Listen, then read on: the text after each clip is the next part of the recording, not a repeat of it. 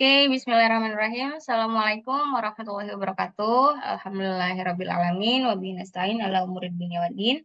Wassalatu wassalamu ala asrafil anbiya'i wal mursalin sayyidina Muhammadin wa ala alihi wa sahbihi ajma'in. Amma ba'du. Teman-teman, pada hari ini dalam materi kita ke pertemuan ketiga ya, kita akan membahas tentang psikologi khususnya konsep kepribadian menurut Imam Al-Ghazali. Pada pembahasan ini kita akan membahas pada pembahasan kali ini, pembahasannya akan kita bagi menjadi 4. Yang pertama biografi singkat dari Imam Al-Ghazali, kemudian ilmu nafs sebagai ilmu jiwa dan konteks jiwa itu sendiri, kemudian kita akan lebih dalam lagi membahas tentang jiwa, yaitu tingkatan jiwa, perkembangan jiwa dan jiwa yang sehat, serta kebahagiaan dan yang merupakan konsep dari kebahagiaan. Kita mulai pembahasan kita dari slide pertama ini, yaitu biografi dari Imam Al-Ghazali. Nah, Imam Al-Ghazali atau Abu Hamid Muhammad bin Muhammad Al-Ghazali lahir dari keluarga seorang sufi yang terpandang di kota Tus. Ayahnya adalah seorang sufi atau seorang tasawuf. Beliau lahir di kota Tus, Iran. Ia belajar di madrasah-madrasah terkenal di kota-kota seperti Nisapur, Baghdad, dan Damaskus, di mana ia belajar dari beberapa cendekiawan terkemuka pada saat itu. Nah, Imam Al-Ghazali ini yatim sejak kecil gitu ya. Dan kemudian hak asuh atau ayahnya menitipkan Imam Al-Ghazali dengan adiknya kepada sahabatnya, dan di tangan sahabatnya lah dia belajar dia belajar tentang ilmu agama di Nisapur. Nah, terus kemudian setelah kemudian uang yang diberikan oleh uang peninggalan dari orang tuanya habis, maka Imam Al-Ghazali kembali berkelana dan mencari sekolah. Hingga akhirnya beliau menjadi seorang pengajar, bahkan seorang rektor di Universitas Nizamiyah di Baghdad. Eh, Namun, di usia 33 tahun, Imam Al-Ghazali mengalami krisis spiritual dan mencari makna dalam hidupnya. Setelah berkeliling ke beberapa tempat, ia menarik diri ke sebuah kota kecil di mana ia memulai perjalanan spiritualnya dan menulis karya-karya terkenalnya. Nah, awalnya di usia 33 tahun ini, Imam Al-Ghazali mengalami depresi dan kehilangan makna hidupnya. Dia melihat bahwa kecerdasan, ilmu, jabatan, dan kekayaan yang dia miliki hari itu tidak ada gunanya dan tidak ada nilainya. Dia merasakan kehampaan yang luar biasa sehingga akhirnya krisis itu terjadi, ya. Nah, kemudian akhirnya Imam Al-Ghazali memutuskan untuk berkelana, meninggalkan semua jabatan, harta, dan kehormatan yang dia miliki untuk kemudian akhirnya menemukan perjalanan spiritualnya sampai akhirnya dia kembali ke Baghdad, tapi tidak kembali menjadi seorang rektor, tapi dia kembali ke kota kelahirannya dan mencoba untuk mengajarkan apa yang dia temukan selama 10 tahun masa penjelajahannya. Nah, beliau menyumbangkan pemikiran-pemikirannya dalam ilmu teologi, filsafat, astronomi, politik, sejarah, ekonomi, hukum, kedokteran, biologi, kimia, sastra, etika, musik, maupun sufisme dan ilmu jiwa yang jumlah karyanya sebanyak 457 karya. Secara umum, Imam Al-Ghazali merupakan filosof atau cendekiawan dan teologi Islam yang terkenal dengan istilah Hujjatul Islam atau bukti Islam sebagai salah satu tokoh paling berpengaruh dalam sejarah pemikiran Islam. Nah, Imam Al-Ghazali mengalami krisis spiritual ketika ia merasa kebingungan tentang makna hidup dan keyakinannya. Sebagai seorang muslim, ia merasa bahwa pemikirannya telah tersesat dan tidak lagi sejalan dengan ajaran Islam yang sebenarnya. Oleh karena itu, ia memutuskan untuk meninggalkan karirnya di Universitas Nizamiyah di Baghdad untuk melakukan perjalanan spiritual dan mencari kebenaran. Melalui perjalanan spiritualnya, Imam Al-Ghazali menemukan makna dalam hidup dan kembali ke ajaran Islam yang sebenarnya. Dalam karyanya, Imam Al-Ghazali menekankan pentingnya untuk menjaga kesederhanaan dan menghindari kerakusan dan keserakahan dalam hidup, serta mempromosikan kejujuran dan kasih sayang sebagai nilai-nilai penting dalam kehidupan manusia. Nilai-nilai penting inilah yang kemudian akhirnya Imam Al-Ghazali temukan dalam proses perjalanan 10 tahunnya untuk mencari kebenaran. Nah, dalam karya Imam Al-Ghazali, Al-Munqidh min Ad-Dhalal adalah karya hasil refleksi dari perjalanan beliau selama 10 sampai belasan tahun dan sebagai panduan bagi orang muslim yang mencari makna hidup dan jalan spiritual yang benar. Al-Munqidh min ad-Dhalal. Oke, kita masuk pembahasan yang kedua, yaitu tentang ilmu jiwa. Jiwa dan ilmu jiwa menurut Imam Al-Ghazali. Nah, ilmu nafs menurut Imam Al-Ghazali adalah ilmu yang mengkaji tentang sifat-sifat hati, pembentukan akhlak, serta bagaimana melakukan latihan atau riyadah dan mujahadah, mujahadatun nafs. Mujahadah itu riyadah tadi olahraga atau latihan, mujahadah itu adalah kesungguh-sungguhan gitu ya. Ilmu ini juga terkait dengan cara-cara manusia untuk mengelola kehidupan pribadinya, serta tubuh dan kekuatannya, keluarga, dan masyarakat luas. Kenapa? Karena ilmu jiwa itu adalah dasar dari diri manusia. Ilmu nafs adalah salah satu studi bidang studi yang sangat penting bagi seorang muslim, karena ia memungkinkan seorang muslim untuk memahami dirinya sendiri lebih dalam dan lebih jauh, mengatasi kelemahan-kelemahan pribadi, dan mencapai kemajuan-kemajuan spiritual. Definisi jiwa salah satu unsur yang terdapat dalam tubuh manusia dan merupakan sumber kehidupan dan gerakan. Jiwa juga merupakan prinsip-prinsip hidup yang memberikan manusia kemampuan untuk berpikir, merasakan, dan bergerak. Oke, kalau mau boleh kita coba telusuri gitu ya. Apakah otak dapat berpikir dan menyimpulkan sesuatu gitu ya?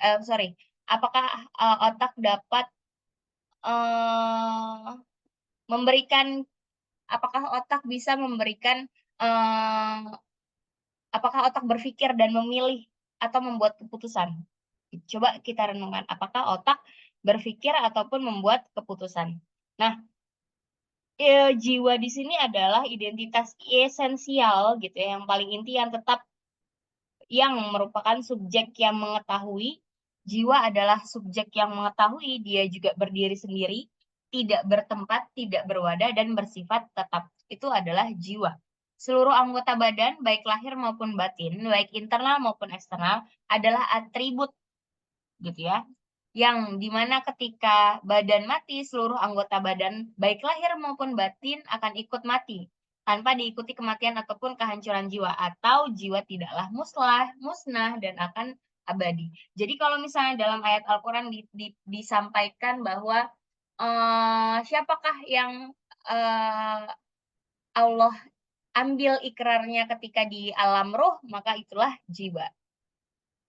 Elemen dalam jiwa. Jadi elemen dalam jiwa itu ada banyak. Di sini ini elemen material ya teman-teman. Ada qalb, ada nafsu, ada ruh, ada akal. Qalb itu adalah segumpal daging berbentuk bulat panjang di dada kiri atau yang kita sebut sebagai jantung yang memiliki fungsi tertentu. Di dalamnya terdapat rongga yang berisi darah hitam. Nah, ini adalah sumber dari ruh dan jiwa. Dalam sebuah penelitian dibuktikan bahwa ada satu rongga dalam jantung yang memberikan sejenis aliran listrik yang kemudian aliran listrik itu memotori gitu ya, atau menggerakkan semua sistem di dalam tubuh kita. Ruh, zat halus yang bersumber dari rongga jantung yang menyebar ke seluruh tubuh melalui pembuluh darah. Zat ini membawa kekuatan perasaan, penglihatan, pendengaran, penciuman, dan kekuatan anggota badan lainnya. Ada lagi nafsu, makna yang meliputi kekuatan syahwat dan ghadab, tempat berhimpunnya sifat-sifat tercela dan yang harus ditundukkan. Kemudian ada pula akal, pengetahuan tentang hakikat segala sesuatu di alam material merupakan sifat ilmu yang ada di dalam hati. Nah, ada lagi definisi roh, qalb, nafsu, dan akal itu yang sifatnya bukan materi gitu ya, tapi latifah robaniyah. Qalb itu merupakan sesuatu yang halus yang bersifat ketuhanan, merupakan hakikat manusia yang mampu menangkap pengetahuan tentang Allah dan hal spiritual lainnya, dan inilah bagian yang menerima perintah Allah dan larangan Allah yang akan mendapatkan konsekuensinya. Jadi tadi yang siapakah ruh yang membuat janji, yang di alam ruh yang membuat janji dengan kita itu adalah qalb, gitu ya. Nah, sifat halus ruh adalah sifat halus dalam diri manusia yang dapat mengetahui segala sesuatu dan dapat menangkap segala pengertian berkaitan erat dengan makna hati. Kemudian ada nafsu, sifat halus pada diri manusia yang memiliki keadaan tenang, ada nafsu mutmainnah, ada juga keadaan mencela diri, nafsu lawwamah, dan ada juga mengajak kepada keburukan, nafsu amarah bisu. Ada juga akal, yaitu daya untuk memperoleh hakikat dari berbagai ilmu untuk atau memahami. Nah, ada tadi ya teman-teman, di bagian material ada yang namanya nafsu, atau kita sebut sebagai istilah hawa nafsu. Hawa nafsu terdiri dari dua, teman-teman, ada syahwat dan ada ghadab. Hawa jenis syahwat ini berkaitan dengan keinginan manusia terhadap sesuatu yang dianggap menyenangkan atau menguntungkan seperti makan, minum, kenikmatan duniawi, hasrat seksual, kemudian syahwat itu pada dasarnya memiliki dampak positif dan negatif tergantung pada jenis dan arahnya. Nah, tadi kebutuhan untuk hidup, bagaimana kita memiliki keinginan untuk makan dan lain sebagainya itu adalah datang dari syahwat gitu ya. Namun ketika dia berlebihan, maka dia akan memunculkan kerakusan. Kemudian ada ghadab, hawa jenis ghadab ini berkaitan dengan perasaan marah, dendam, benci. Ghadab itu timbul karena berbagai sebab seperti ketidakpuasan atau kekecewaan terhadap suatu peristiwa dan tindakan orang lain. Ghadab ini akhirnya adalah bagian yang membantu kita mewaspadai segala keburukan dan untuk melindungi diri, gitu ya. Motifnya adalah itu. Oke, kita masuk kepada kerja sama jiwa. Nah, interaksi dan dinamika jiwa. Menurut Imam Al-Ghazali, bagian-bagian jiwa, 4 bagian tersebut saling berintegrasi dan mempengaruhi satu sama lain. Sebagai contoh, akal harus dapat mengendalikan nafsu, yaitu syahwat dan ghadab, dan kecenderungan agar manusia terjauhi dari kecenderungan yang menjerumuskan mereka kepada dosa dan kesalahan. Oleh karena itu, penting bagi manusia untuk memahami dan mengendalikan setiap bagian jiwa agar dapat mencapai kesempurnaan spiritual dan mendapatkan kedamaian batin. Kenapa? Karena kalau misalnya gini, kadang kita suka bergolakan perasaan kita mau sholat tapi badan masih lepek, mau mandi dulu tapi nanti keburu itunya habis, nah gitu ya. Itu sebenarnya pergolakan batin itu terjadi pada dinamika jiwa kita, bagaimana akal kita menyampaikan bahwa ayo kita harus sholat dulu gitu ya, karena waktunya sudah mau habis. Terus kemudian syahwat mengatakan, tapi sholatnya nggak nyaman karena belum mandi gitu ya. Nah, tarik menarik antara antara hal itu gitu ya, akhirnya membuat pergolakan jiwa dan membuat kita batin kita merasa tidak tenang. Nah, Imam Al-Ghazali menekankan pentingnya mengendalikan dan mengarahkan si hawa alias ghadab dan syahwat agar tidak mempengaruhi tindakan dan perilaku manusia secara negatif. Tadi misalnya, cuman karena pertimbangan badan lepek doang, misalnya mandi, dia mandi dulu, tapi kemudian uh, akhirnya dia ketinggalan waktu sholat. Nah, berarti kan itu mempengaruhi kecenderungan yang negatif, gitu ya. Nah, terus manusia harus memahami hawa yang timbul dalam dirinya dan mampu mengendalikannya dengan kecerdasan dan kesadaran. Penting bagi kita untuk menyadari yang datang dari kita itu datang dari mana, gitu ya. Apakah dari hawa nafsu atau memang dia datang dari kekuatan antara diri kita dengan Allah. Dengan cara itu manusia dapat mencapai kesempurnaan spiritual dan mendapatkan kedamaian batin. Nah, ini adalah bagian-bagian jiwa yang tadi melakukan pergolakan dan harus berinteraksi satu sama lain. Jadi yang pertama itu adalah qalb adalah pusatnya dan dia menguasai tubuh kita gitu ya. Gerakan kita itu diputuskan oleh qalb. Nah, di sini ada qalb itu membawahi tiga elemen gitu ya. Ada akal, ada syahwat, ada ghadab. Nah, masing-masing akal, syahwat, dan ghadab ini memiliki kuwah atau energi yang mengoperasikan sistem akhlak. Nah, eh, kuwah di sini adalah satu kuwah nafs an-nabatiyah, daya jiwa tumbuhan, yang itu adalah jiwa tumbuhan itu hanya mampu makan saja, gitu ya. Kemudian hayawaniyah, quwwah hayawaniyah, dia mampu berkembang biak dan bergerak. Kemudian ada nafs insaniyah, daya jiwa manusia, yang itu artinya manusia juga memiliki akal. Pada dasarnya tumbuhan itu hanya memiliki syahwat aja. Kemudian hewan itu hanya memiliki syahwat dan ghadab aja. Tapi kemudian manusia juga memiliki akal. Inilah yang membedakan manusia dengan yang lain. Manusia yang memahami hawa yang timbul dalam dirinya dan mampu mengendalikannya dengan kecerdasan dan kesadaran, harus sangat-sangat menyadari bahwa apa yang mendorong diri kita itu datangnya dari mana. Apakah nanti akan mendekatkan diri kita kepada Allah atau nanti kita akan menjauhkan diri kita dari Allah. Oke, kondisi jiwa. Kondisi jiwa di sini ini adalah macam-macam kondisi jiwa ya, teman-teman. Jadi, yang pertama adalah kondisi yang paling buruk.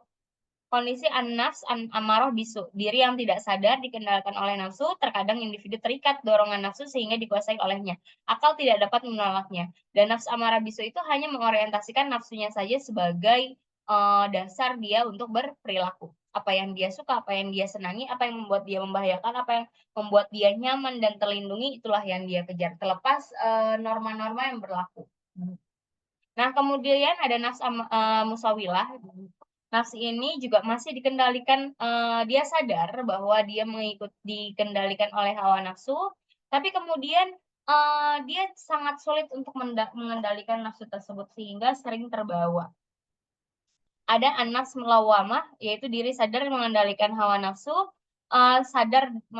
dia sadar mengendalikan hawa nafsu yang dan terkadang nafsunya itu mengendalikan akal dan akalnya mengendalikan nafsunya. Jadi kadang nafsunya dikendalikan, kadang nafsunya tidak terkendali. Nah, ketika saat dia sadar bahwa dia telah terjerumus kepada hal buruk yang itu disebabkan oleh nafsunya, maka dia senantiasa senantiasa menyesali dan terus-menerus merasa bersalah. Nah, perasaan bersalah, perasaan menyesal, perasaan berdosa, itu kemudian akan hilang ketika kita berada atau mencapai kondisi nafs yang disebut sebagai nafs mutmainnah. Jadi qalb ini atau diri manusia sangat sadar mengendalikan hawa nafsu dan dia tidak memberikan ruang kepada nafsu untuk bisa bergerak bebas gitu ya. Dia merasakan tenangnya hati dalam mendapatkan kesenangan, kebahagiaan dan kesempurnaan karena nafsunya terkendali dan taat kepada akal dan syariat Allah. Nah, kalau bisa dibilang konsep jiwa yang sehat gitu ya, menurut Imam Al-Ghazali adalah jiwa yang mampu melakukan akhlakul karimah. Sedangkan jiwa yang tidak sehat itu melakukan akhlakul mazlumah. Jiwa yang sehat artinya memahami dan mengendalikan setiap bagian jiwa agar dapat mencapai kesempurnaan spiritual dan mendapatkan kedamaian batin. Nah, maka dari itu, jadi bisa dibilang jiwa yang sehat itu adalah jiwa yang mutmainnah gitu ya. Sehingga akhirnya yang muncul darinya adalah perilaku-perilaku atau akhlak-akhlak karimah, bukan akhlak-akhlak mazlumah. Ketika jiwa tidak dikendalikan dengan baik hawanya, maka dia akan cenderung melakukan akhlakul mazlumah. Oke. Nah, jiwa yang sehat itu memiliki keseimbangan akhlak, teman-teman, ya. Jika seorang yang terlalu berlebihan dalam sebuah tindakan atau perilaku, maka hal tersebut akan merusak keseimbangan dalam kehidupan dan dapat menjadi sumber kekacauan. Namun jika seorang terlalu kurang dalam tindakan suatu, itu juga akan memberikan keburukan. Nah, konsep akhlakul karimah itu adalah konsep keseimbangan akhlak, di mana akhlak itu harus seimbang, tidak berlebihan dan tidak kurang.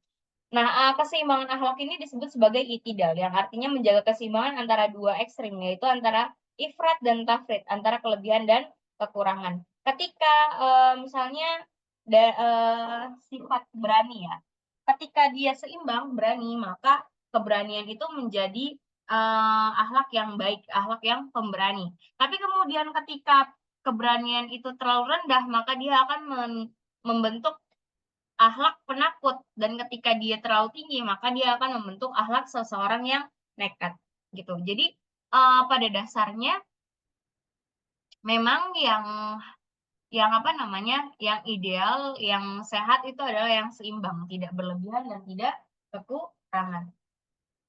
Nah, keseimbangan akhlak ini, ifrat tadi gitu ya, kelebihan atau berlebihan dalam melakukan suatu tindakan atau perilaku. Contohnya jika seseorang terlalu berlebihan dalam kebaikan, seperti terlalu banyak memberi sedekah atau terlalu sering melakukan ibadah, hal tersebut juga dapat merusak keseimbangan kehidupan pribadinya.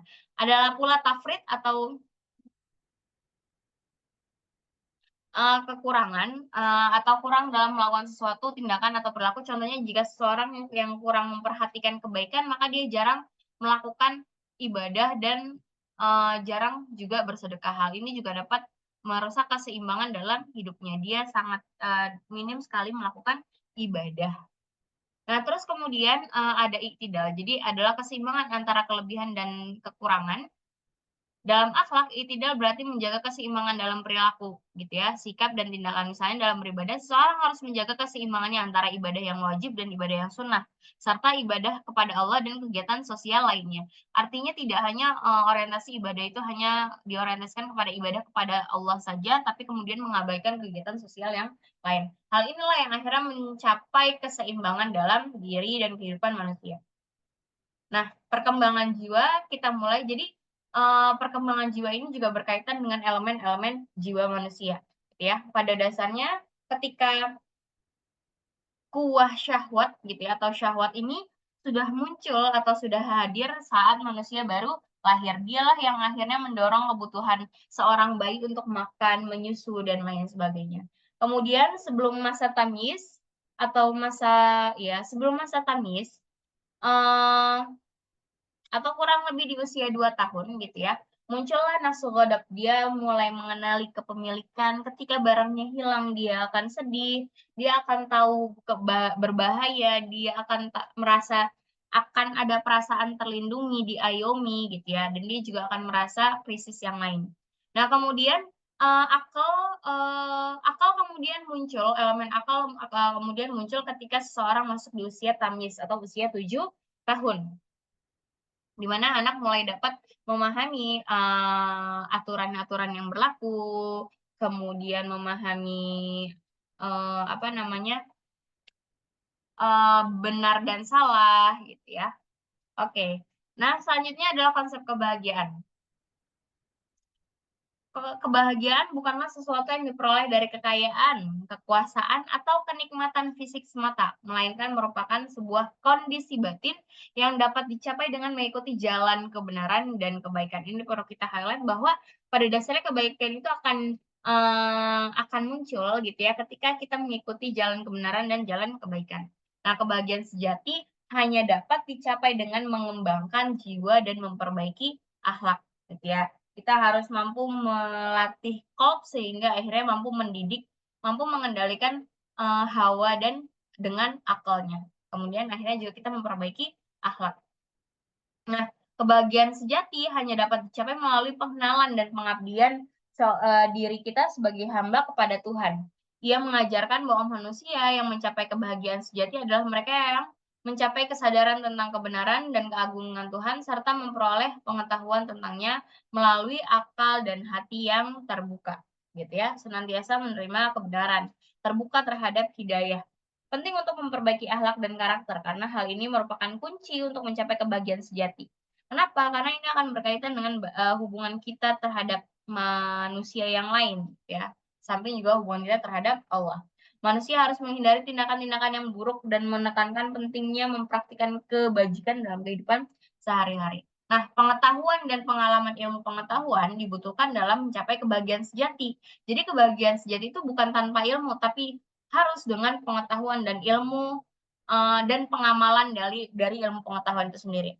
Menurut Imam Al-Ghazali, manusia memiliki pengetahuan yang benar tentang Tuhan dan agamanya, serta pengetahuan tentang dunia dan kehidupannya, sehingga akhirnya dia bisa mensinkronkan dan menemukan kolaborasi yang tepat, keseimbangan yang tepat antara kondisi dirinya dengan, dinamika qalbnya. Oke, cara mencapai kebahagiaan caranya gimana? Satu, mengenal Tuhan dan memperbaiki hubungan dengan Allah, terus kemudian mencapai pengetahuan dan mempraktikkan ilmu pengetahuan dengan benar, memperbaiki akhlak dan karakter, dan berusaha untuk memahami dan menghargai nilai-nilai spiritual yang ada di dunia, di mana itu semua menyimpan kekuasaan-kekuasaan Allah. Pentingnya. Nah, Al-Ghazali membahas pentingnya mengenali diri sendiri dan mengetahui tujuan hidupnya sebagai manusia. Man man man arafa rafa man arafa nafsahu faqad arafa rabbahu. Penting sekali untuk bisa mengenali diri karena itu akan mengenali tujuan hidup manusia yang sejati. Ia mengajarkan bahwa manusia diciptakan dengan tujuan untuk mengenal dan beribadah kepada Allah dan mencapai kebahagiaan sejati di dunia dan di akhirat dengan cara melakukan amal baik dan menghindari perbuatan buruk. Konsep takwa banget gitu ya. Baik, kurang lebih itu saja atas materi kita pada hari ini berkaitan dengan konsep kepribadian dari Imam Al-Ghazali. Silakan jika ada pertanyaan da dihimpun dan dikumpulkan oleh PJ, kemudian kita akan bahas di pertemuan selanjutnya. Terima kasih.